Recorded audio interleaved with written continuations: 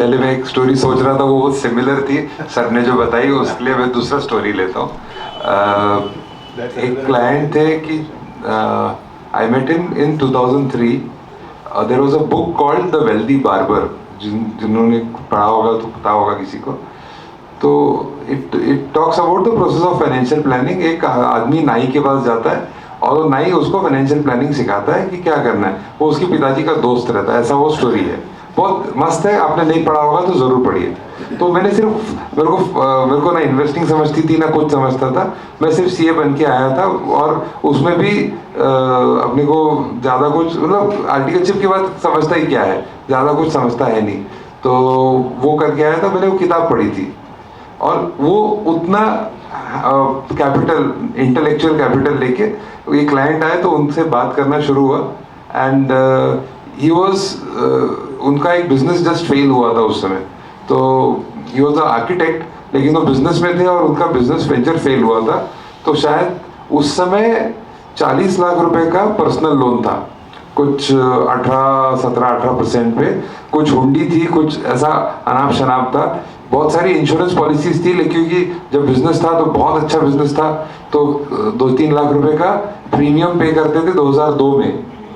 And तो हमने फिर उस किताब की डिस्क्राइब की हुई प्रोसेस से, और ऐसे बहुत सारे प्रॉब्लम थे, मतलब लोन्स थे, इंश्योरेंस बहुत 4% वाले इंश्योरेंस पॉलिसीज थे, लेकिन वो बहुत बड़ा पैसा उसमें डला हुआ था। There were lot of other problems of mismanagement, children were growing up, he had failed his business. तो उन्होंने नौकरी ज्वाइन की थी और उनके पास उस समय एक घर था और बहुत सारी लाइबिलिटीज थी। बट क्या हमने ना वो फाइनेंशियल प्लानिंग प्रोसेस की एक एक स्टेप्स जो लिखी गई थी वो फॉलो करना शुरू किया कि हाई कॉस्ट डेट रिमूव करो। तो कहाँ से सस्ता लोन मिल सकता है वो लाने की कोशिश की। पता चला कि लोन तो मिल ही नहीं रहा है, और फिर उनका कोई दोस्त था, उसने उनको कुछ पैसा दिया, उससे एक हाई कॉस्ट लोन खत्म हुआ। तो वो ईएमआई हमने यूज किया दूसरे हाई कॉस्ट लोन्स पे करने के लिए। और एक साथ सारा क्लाइंट सारी चीज बताता भी नहीं है। तो जब ये प्रोसेस स्टार्ट हुआ तो वो बाहर आई इंश्योरेंस पॉलिसीज। तो मैंने उसका आईआरआर निकाला और वो आ रहा था उस समय 5.25% ऐसा कुछ। तो मैंने बोला सर अपने पास 19% का पैसा लाया हुआ है। 19 लोएस्ट था, उसके ऊपर ही थे। हुंडी वाला पैसा तो 24 और 36 वाला भी था। तो हमने वो इंश्योरेंस पॉलिसी सारी सरेंडर की प्री मैच्योर, और वो पैसा हमने लोन में पे किया। उससे साइमल्टेनियसली टर्म इंश्योरेंस नया नया आया था, तो एक टर्म इंश्योरेंस पॉलिसी, तब 25 लाख की टर्म इंश्योरेंस पॉलिसी बहुत बड़ा नंबर होता था। तो वो दिलवाई कि सर ये सारे जितने इंश्योरेंस है ना उससे ज्यादा इसका सम एश्योर्ड है, तो ये ले लो। और उनका रिटर्न, बिजनेस फेल हो गया तो रिटर्न भी ज्यादा नहीं था, तो 25 लाख का ही इंश्योरेंस मिला। फिर हमने वो अगले साल बढ़ाया था term, but pure term insurance लिया था। तो वो सरेंडर वैल्यू का पैसा लोन में भरा, उससे जो इनिशियल क्लीन अप किया, पूरे गड्ढे भरे, फिर धीरे धीरे तो अपन क्लाइंट को पूछते हैं ना आपके गोल्स क्या हैं। तो टिपिकल गोल्स क्या होते हैं, मुझे रिटायर होना है, बच्चों का शादी करना है, एजुकेशन करना है, ऐसे, और ये डेट फ्री होना है, ये लोन भरना है, वो सब लिस्ट थी। और उसके बाद ये टिपिकल गोल्स थे। उसमें एक कुछ ऐसे ही मजाक में उन्होंने बोला था कि मेरे को एक रेस्टोरेंट खोलना है। तो वो कुछ 19वें नंबर का गोल था रिक्वायरमेंट्स में।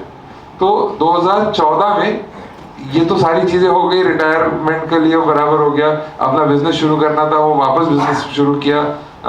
वो जॉब छोड़ के, बच्चों की शादियां होगी, दोनों बच्चे फॉरेन में पढ़े, मतलब जीरो से स्टार्ट होके करोड़ 2-2 करोड़ रुपया बच्चों की एजुकेशन में लगा। उन्होंने असेट्स खरीदी, गाड़ियां खरीदी, वो सब किया। एंड 2014 में आउट ऑफ नोवेयर उन्होंने अपना रेस्टोरेंट भी चालू किया। और वी वर सरप्राइज, क्योंकि वो बहुत सारे ऑफिस में जमा हो गए थे रजिस्टर्स पुराने। तो एक दिन मैं ऐसे ही पलटा रहा था तो मुझे दिखा कि उनका 2002 का, बोला कचरा फेंक देता हूँ 2002 का, तो उसमें मुझे वो दिखा रेस्टोरेंट। तो उसका फोटो भेजा था मैंने। तो इसे यार इफ यू वर्क प्रॉपरली तो वो होता है। तो आज ऐसा सिचुएशन है कि मतलब सारी चीजें जो है वो ठीक हो गई है। नागपुर का एक बहुत ही आइकॉनिक रेस्टोरेंट है उनका, तो but the whole story was very different.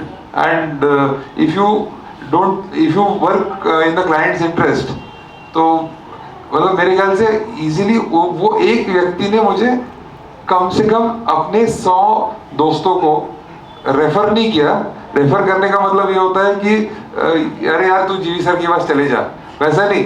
वो जीवी सर के साथ बैठेंगे, बोलेंगे तू गधा है, तू ये 4 गलतियां कर रहा है, हाँ ये ऐसा करना नहीं पड़ता, तू एक काम कर, तू इसके पास जा, ये तेरे को बताएगा, वो कर। तो वो आधा काम करके मतलब पूरा पका पुका के क्लाइंट को लाके देते, क्या तू इसका देख ले, ये मैंने देख लिया है, ये इसको बता दिया है, तू ये कर दे।